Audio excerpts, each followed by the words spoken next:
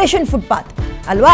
ಈಗ operation footpath ನಂತರ ಅಕ್ರಮ ಪಾರ್ಕಿಂಗಿಗೆ ಕಡಿವಾಣ ಹಾಕೋಕ್ಕೂ ಕೂಡ ಮೆಗಾ ಕಾರ್ಯಾಚರಣೆಯನ್ನು ನಡೆಸ್ತಾ ಇದ್ದಾರೆ.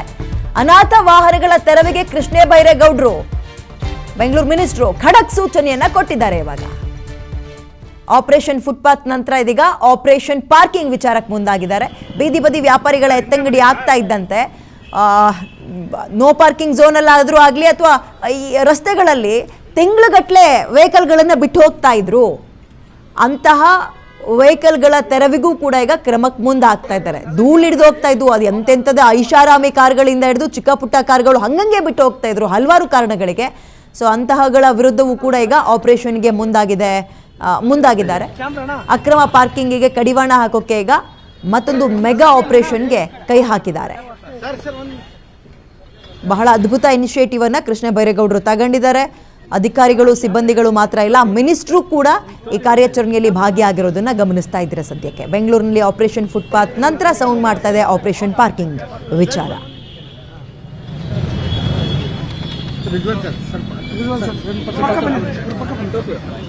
ಬೆಂಗಳೂರು ಪ್ರಾಧಿಕಾರ ಹಾಗೂ ಪೊಲೀಸ್ ಇಲಾಖೆ ಇಬ್ಬರೂ ಕೂಡ ಜಂಟಿಯಾಗಿ ರಸ್ತೆ ಬದಿಯಲ್ಲಿ ಅಥವಾ ಪಾರ್ಕಿಂಗ್ ಜಾಗಗಳಲ್ಲಿ ಯಾರು ತಮ್ಮ ಸ್ವಂತ ವಾಹನಗಳನ್ನ ಬಿಟ್ಬಿಟ್ಟಿದ್ದಾರೆ, ಅಂದ್ರೆ ಬಿಡಾಡಿ ವಾಹನಗಳು, ಅಬಂಡೆಂಟ್ ವೆಹಿಕಲ್ಸ್, ಇವುಗಳನ್ನ ತೆರವು ಮಾಡಬೇಕು ಅಂತ ನಾನು 15 ದಿನಗಳ ಹಿಂದೆನೆ ಜನಗಳಿಗೆ ಮನವಿ ಮಾಡಿದ್ದೆ ಮತ್ತು ಎಚ್ಚರಿಕೆಯನ್ನು ಕೂಡ ಕೊಟ್ಟಿದ್ವಿ.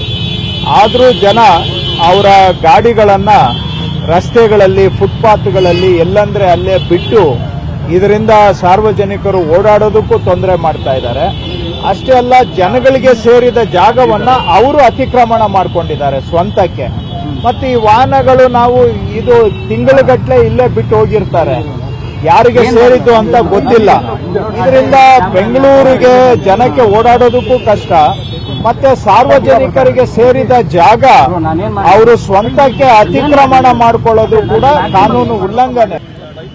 ಈಗ ಅನಾಥ ವಾಹನಗಳನ್ನ ತಿಂಗಳುಗಟ್ಟಲೆ ಯಾರು ನಿಲ್ಸಿರ್ತಾರೆ ಅವಕ್ಕೆ ಸ್ಟಿಕ್ಕರ್ ಅನ್ನ ಅಂಟಿಸಿ ಒಂದು ವಾರ್ನಿಂಗ್ ಕೊಡ್ತಾ ಇದ್ದಾರೆ. ವಾಹನ ತೆರವಿಗೆ 1 ವಾರಗಳ ಕಾಲ ಕಾಲಾವಕಾಶ ಕೊಟ್ಟಿದ್ದಾರೆ. ಅವಾಗಲೂ ತಗೊಂಡು ಹೋಗ್ಲಿಲ್ಲ ನಿಮ್ಮ ವೆಹಿಕಲ್ನ ಅಂದ್ರೆ ಅದನ್ನು ಗುಜರಿಗೆ ಹಾಕ್ತಾರಂತೆ. 5 ನಗರ ಪಾಲಿಕೆ ವ್ಯಾಪ್ತಿಯಲ್ಲಿ ಆಪರೇಷನ್ ಪಾರ್ಕಿಂಗ್ ನಡೀತಾ ಇದೆ. ಸಾರ್ವಜನಿಕರಿಗೆ ತೊಂದರೆಯಾಗದಂತೆ ಮಹತ್ವದ ಕ್ರಮಕ್ಕೆ ಮುಂದಾಗ್ತಾ ಇದ್ದಾರೆ.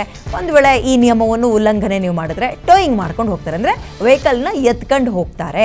ಸಾರ್ವಜನಿಕ ರಸ್ತೆಗಳಲ್ಲಿ ಪಾರ್ಕಿಂಗ್ ಇನ್ನು ಮುಂದೆ ಫ್ರೀ ಇರಲ್ಲ. ನಿಯಮ ಉಲ್ಲಂಘಿಸಿದ್ರೆ ಅಂದರೆ ನೋ ಪಾರ್ಕಿಂಗ್ ಝೋನಲ್ಲಿ ನೀವು ಪಾರ್ಕಿಂಗ್ ಮಾಡಿದ್ರೆ 5,000 ದಂಡ ಹಾಕ್ತೀವಿ ಅಂತ ಇದ್ದಾರೆ. ಕೆಲವು ಕಡೆ ಬೆಂಗಳೂರಿನಲ್ಲಿ ನೀವು ಗಮನಿಸಿರ್ಬೋದು, ವರ್ಷಾನುಗಟ್ಲೆಯಿಂದ, ತಿಂಗಳಾನುಗಟ್ಲೆಯಿಂದ, ವರ್ಷಾನುಗಟ್ಲೆಯಿಂದ ಧೂಳು ಹಿಡಿದು ರಸ್ಟ್ ಹಿಡಿದು ಹೋಗ್ಬಿಟ್ಟಿರ್ತವೆ.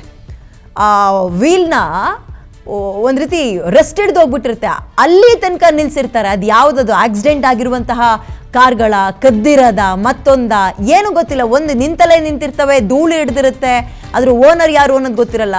ಸೊ ಅದು ನಿಮ್ಮನೆ ಜಾಗ ಅಲ್ಲ, ಎಲ್ಲಂದ್ರೆ ಅಲ್ಲಿ ನಿಲ್ಸಿದ್ಮೇಲೆ ಮರ್ತು ಹೋಗೋಕ್ಕೆ ಬಂದು ತಗೊಂಡು ಹೋಗಿ. ಅದಕ್ಕೊಂದು ಎಚ್ಚರಿಕೆಯಾಗಿ ಒಂದು ಸ್ಟಿಕ್ಕರನ್ನು ಅಂಟಿಸಿರ್ತೀವಿ. 1 ವಾರ ಟೈಮ್ ಕೊಡ್ತೀವಿ, ನಿಮಗೆ ತಗೊಂಡು ಹೋಗಲಿಲ್ಲ ಅಂದರೆ ಗುಜರಿಗೆ ಹಾಕ್ತೀವಿ ಅಂತ, ನಾವು ಟೋಯಿಂಗ್ ಮಾಡ್ತೀವಿ ಅಂತನೋ ಅಂತ ಇದ್ದಾರೆ. ಲಕ್ಷಾಂತರ ರೂಪಾಯಿದು ಹೆಂಗೆ ಸರ್ ಗುಜರಿಗೆ ಹಾಕ್ತೀರಾ? ಅಟ್ಲೀಸ್ಟ್ ಹರಾಜಿಗಾದರೂ ಇಟ್ಬಿಡಿ, ಕೀಗಿ ಹೆಂಗಾದರೂ ಮ್ಯಾನೇಜ್ ಮಾಡಿಕೊಂಡು ಇಂಥದನ್ನ ಏನಾದರೂ ಕೇಳ್ತಾ ಇದ್ದಾರೆ. ನೋಡೋಣ. ಸೊ ಈಗ ಆಪರೇಷನ್ ಫುಟ್ಪಾತ್ ಆಯಿತು, ಈಗ ಆಪರೇಷನ್ ಪಾರ್ಕಿಂಗ್ ಕೆಲಸ ಬಹಳ ಚುರುಕನ್ನು ಪಡ್ಕೊಂಡು